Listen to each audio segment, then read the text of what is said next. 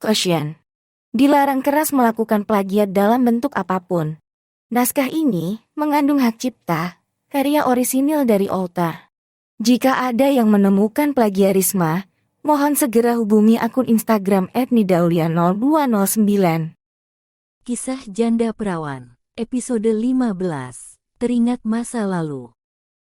Dengan tatapan yang penuh dengan permohonan, Randy mencoba untuk terus meyakinkan sahabatnya itu untuk mengabulkan permintaannya.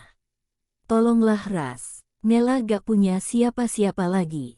Gue gak rela kalau dia harus jatuh ke tangan lelaki yang salah. Gue yakin lu adalah orang yang tepat untuk menjaga Nela kalau gue pergi nanti, ucap Randy. Raska hanya terdiam membisu, menatap sorot mata sahabatnya yang begitu pilu memohon bantuannya yang ia rasa cukup berat itu. Tetapi, Raska kembali teringat dengan kisah di masa lalunya yang sangat kelam, sebelum ia mendapatkan sebuah bantuan yang pernah Randy berikan padanya beberapa tahun lalu, sehingga membuat ia sangat berhutang budi pada sahabatnya itu. Beberapa tahun yang lalu, hari itu curah hujan cukup membuat langit sore menjadi begitu gelap, sehingga tak tampak sedikit pun semburat sinar jingga menyinari kawasan perkebunan teh yang terhampar begitu luas. Raska yang mengendarai motornya di tengah-tengah guyuran hujan yang begitu deras, tanpa memakai helm atau jas hujan.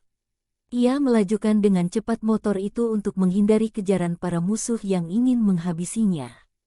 Jalanan yang sudah dipenuhi oleh kabut, membuat pandangannya tak dapat mengetahui dengan pasti di mana keberadaannya saat ini. Ia menoleh ke arah spion, melihat beberapa motor masih melaju dengan sangat cepat mencoba untuk mengejarnya. Kemudian ia melihat sebuah tikungan di sebelah kirinya, tampak seperti gang kecil yang kiri kanannya terdapat sebuah perkebunan teh dan juga jurang yang perkiraan kedalamannya hanya sekitar 10 meter. Ia membelokkan motornya dengan cepat, membuat para musuh yang sedang mengejarnya terkecoh. Tentu saja mereka telah kehilangan jejak Raska yang tiba-tiba menghilang ditelan kabut tebal di kawasan perkebunan teh itu. Sepertinya, mereka sudah gak mengikuti gue lagi. Gumam Raska yang kemudian menghentikan motornya sejenak untuk berteduh di sebuah gubuk tua. Ia membuka ponselnya dan melihat tanda sinyal yang hilang.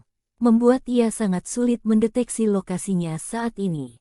Sial, gak ada sinyal. Semoga aja Randy sempat membaca pesan yang gue kirimkan 1 jam yang lalu, ucapnya sambil memeluk tubuhnya sendiri yang sudah basah kuyup tanpa sebuah jaket membuatnya merasa sangat kedinginan. Hujan semakin deras, serta angin yang berhembus kencang membuat seluruh tubuhnya seperti membeku seorang diri di sebuah gubuk tua di tengah perkebunan. Ia menoleh ke sekelilingnya dan tak mendapati siapapun di tempat itu. Ia tetap lega karena para anak buah dari musuhnya itu tak lagi mengikuti jejaknya. Mereka pasti nyasar, tapi biarin aja, dengan begitu gue bisa terbebas dari mereka. Sebentar lagi gue pastikan mereka akan mendekam di penjara, ucap Raska dengan sebuah seringaian tipis di wajah tampannya. Beberapa jam yang lalu, kehidupan lelaki itu tampak begitu berat dan sulit, membuat ia harus menanggung beban hidup seorang diri, mengingat kedua orang tuanya sudah meninggal beberapa tahun lalu. Tak usah ditanyakan warisan apa yang ditinggalkan orang tua untuknya. Hanya sebuah rumah kecil yang beralaskan tanah dan pakaian yang telah usang. Bahkan rumah itu pun ternyata bukan hak milik keluarganya. Ia harus bisa menghidupi dirinya sendiri, sedangkan ia tidak punya apapun lagi yang dapat menunjang kehidupan di masa depannya menjadi lebih baik. Pertemuannya dengan seorang pria bernama Leo membuat ia jadi tergiur dengan sebuah tawaran menarik. Pria bernama Leo itu meminjamkan sejumlah uang yang cukup besar, tentu dengan bunganya yang sangat fantastis. Raska menggunakan uang itu untuk keperluannya mencari pekerjaan dan mencari tempat tinggal yang layak untuknya selama mengadu nasib di kota. Namun, karena persaingan hidup yang semakin ketat, membuat ia tak bisa mendapatkan pekerjaan yang dengan mudah.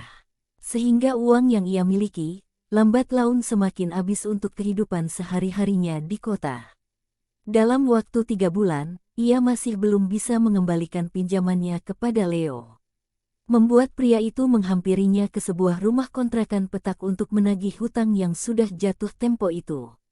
Apa? 20 juta. Pekik Raska saat melihat catatan pinjaman beserta bunganya yang menjadi begitu besar. Ia sangat kebingungan, padahal jumlah uang yang ia pinjam hanya sebesar 5 juta saja. Tapi karena bunganya yang cukup besar dan tenggang waktu yang tak kunjung ia lunasi, membuat hutang yang ia miliki saat ini menjadi berkali-kali lipat.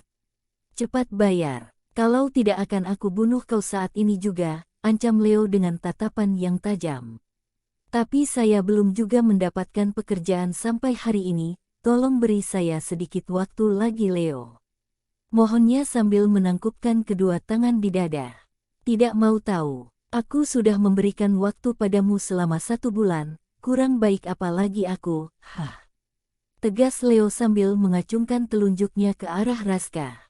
Tapi, dari mana saya bisa mendapatkan uang sebanyak itu, sedangkan saya sendiri saja belum punya pekerjaan, untuk makan sekarang pun saya masih melarat, timpal Raska dengan sorot wajahnya yang begitu sendu. Tiba-tiba salah satu anak buah Leo melangkah mendekat ke arahnya. Berbicara dengan berbisik-bisik sesuatu membuat Leo menganggukkan kepalanya dan tersenyum lebar. Ia kemudian menatap kembali ke arah Raska yang wajahnya begitu memelas, serta tubuhnya yang semakin kurus selama hidup di kota. Kalau kamu tidak bisa membayar hutang-hutangmu, aku punya sebuah pilihan yang menarik untukmu. Ucap Leo. Pilihan apa? Sahut Raska yang tampak tersenyum tipis. Kau harus bekerja dengan bos kami, Mami Sinta. Bekerja dan mengabdi padanya, dan akan aku lupakan semua hutang-hutangmu itu, bagaimana? Tanya Leo memberikan sebuah tawaran menarik untuk Raska. Mendengar nama itu, Raska langsung mengerti ke arah mana jalan pikiran Leo sebenarnya. Ia tahu betul siapa Mami Sinta itu. Seorang germo yang menjadi rekan bisnis ilegal dengan Leo. Memperjualbelikan para gadis dan lelaki kepada wanita dan pria hidung belang. Membayangkan hal itu, Raska sungguh tidak sanggup hingga bergidik nyeri jika dia harus tidur melayani para wanita tua yang kesepian. Tak hanya satu, mungkin bisa lebih dari 3 orang dalam semalam. Leo benar-benar gila. Gue gak sudi jadi mainan para wanita yang sudah peyot itu. Gue gak sanggup bayanginnya. Batin Raska dengan menatap sengit wajah Leo. Leo sangat ingin Raska benar-benar dapat menyetujui permintaannya itu. Mengingat wajah Raska yang begitu tampan dengan tubuhnya yang proporsional dan gagah. Tentu akan membuat para pelanggan Mami Sinta tergila-gila padanya. Dan itu akan menghasilkan banyak keuntungan untuk Leo juga wanita itu. Kalau seperti ini ujungnya aku sudah benar-benar dijebak dari awal. Ucap Raska. Membuat Leo dan anak buahnya terkekeh. Bagaimana Raska? Kamu tentu tertarik bukan? Pikirkanlah baik-baik, ini akan sangat menguntungkan untuk kita. Kamu tidak akan hidup penuh kesusahan lagi, ujar Leo yang membuat Raska melengoskan pandangannya. Tidak sudi, jangan pernah bermimpi saya akan menjadi budak wanita tua itu. Saya lebih suka mati, dibandingkan menjadi budak nafsu para wanita itu. Pekik Raska yang membuat Leo dan anak buahnya tertawa. Wah hebat sekali rupanya kamu ini. Berapa sih harga dirimu itu? Mami Sinta tentu bisa membelinya, timpal Leo dengan tatapan nyalang ke arah Raska. Kalian ini benar-benar manusia yang sangat hina. Mempermainkan harga diri seseorang, kau benar-benar licik Leo, kamu selama ini hanya memperalat saya untuk bisa mengikuti permainan kamu kan? Pekik Raska yang napasnya mulai naik turun dengan cepat, merasakan gemuruh di dalam dadanya. Terserah kamu mau bilang apa, yang jelas kamu sekarang ini gak punya pilihan lain. Mau mati atau mau menerima tawaranku tadi? Ucap Leo dengan tatapan yang menantang. Sedangkan Raska hanya mendengkus kesal. Pilihan yang diberikan padanya sungguh akan membuat ia sengsara. Dalam hatinya ia terus menggerutu sambil terus mengucapkan sumpah serapah pada Leo dan anak buahnya. Tak lama kemudian seorang wanita parubaya yang sangat seksi tiba di tempat itu, membuat mata Raska membelalak tak menyangka bahwa mereka benar-benar telah bersekongkol untuk menjebaknya.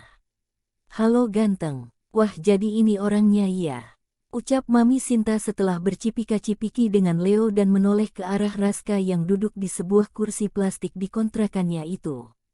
Mami Sinta melangkah menghampiri lelaki malang itu, dengan tatapan yang penuh rasa iba, ia kemudian menyentuh lembut pipi Raska, yang membuat lelaki tampan itu langsung membuang wajahnya ke arah lain dengan tatapan yang sengit. "Jangan berani kau sentuh aku wanita peyot," ucap Raska yang membuat mata Mami Sinta melebar. "Hei, kok kamu kasar begitu sih sayang? Jangan gitu ah, kamu nanti nyesel loh," ujar Mama Sinta sambil berusaha merangkul Raska. "Menjauhlah, jangan ganggu aku. Aku gak ada urusan sama wanita tua seperti kamu," pekik Raska sambil beranjak dari tempat duduknya. Melihat sikap Raska yang membuat Mami Sinta kecewa, ia langsung menoleh ke arah Leo seraya mengedikkan dagunya ke arah Raska. Seperti sebuah kode yang sudah langsung dapat dipahami oleh lelaki itu. Leo yang sudah mengerti dengan apa yang dimaksud oleh Mami Sinta, segera menyuruh anak buahnya untuk mengamankan Raska dan menyuruhnya untuk langsung membawa lelaki itu ke markas mereka. Nantikan kelanjutan ceritanya besok.